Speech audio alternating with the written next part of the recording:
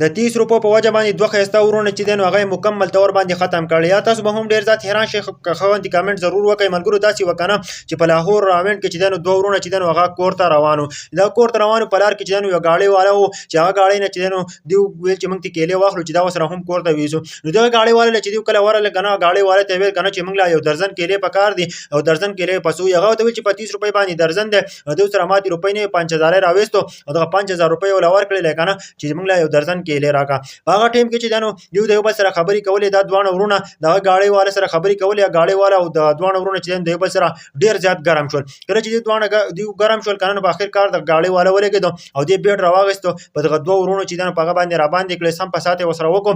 بیا چې دی نو نور کسان ته رینګ وکړو نور شپږ کسان چې دی نو هغه هم راورسېدلو. چې هغه کله راورسېدل که نه نو په دغه دواړه ورونو باندې چې دی نو سم په سات وکړو او خلک چې دی نو هغه ولاړلې ګواښ څوک نه کوي که نه او په دغه ورونو باندې چې دی نو راباندې کړي دي که نه چې تاسو سوچ هم نه شئ کولی. دومره ډېر زیات خلک ولاړو که نه هغه چې دی نو ګواښ نه کوو.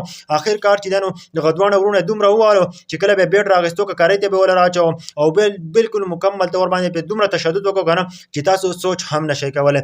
د هغه نه پس چې دی نو دا یو ورور چې دی نو دا په هغه ټیم کې چې دی نو د دنیا نه رخصت شو. هغه دومره ووهه چې هغه نور برداشت نه شو کولی او هغه آخر کار چې دی نو د دنیا نه رخصت شو. دا دویم ورور چې دی نو هغه ډېر زیات وهلی و هغه چې دی نو بیا هسپټل ته چې دی نو منتقل کړو. چې کله هسپتال ته ویوړ که نه نو هغه چې دی نو ډېر زیات تشدد پرې شوی و نو هغه زخمونه ډېر زیات و نو هغه هم د دنیا نه رخصت شو. ملګرو دا واقعه چې دی نو په لاهور کې راغلی ده چې تاسو سوچ هم نه شئ کولی که نه چې د 30 روپو په وجه باندې چې دی نو یو ګاډی والا ولګېد او دوه ښایسته ورونه چې دی نو هغه د دنیا نه رخصت کړل. ملګرو دا کوم ژوند ته پاتې شو که نه چې د 30 روپو په وجه باندې چې دی نو ګاډی والا دوه ورونه مکمل طور باندې ختم کړل. یا تاسو په دې باره کې څه وایئ که نه زه هم ډېر زیات خفه کړم چې دا موږ کومه زندګۍ ته چې دی نو پاتې شو. مخکې به خلکو ویل که نه ویل خلک په 5 روپۍ باندې هم مړی کوي هغه نن چې دی نو موږ ته ظاهره شوه هغه نن موږ په خپلو سترګو باندې ولیدل چې په 5 روپۍ باندې په 10 روپۍ څنګه مړی کوي. ملګرو نو په 30 روپو په وجه باندې چې دی نو دوه کسان چې دی نو هغه د دنیا نه رخصت شول. ملګرو دا واقعه چې دی نو په لاهور کې راغلی ده په دې باره کې تاسو څه وایئ کامنټ هم وکړئ. دغه کسانو له سزا ورکول ضروري دي او که نه دي دا به تاسو ماته په کامنټ کې وایئ یار.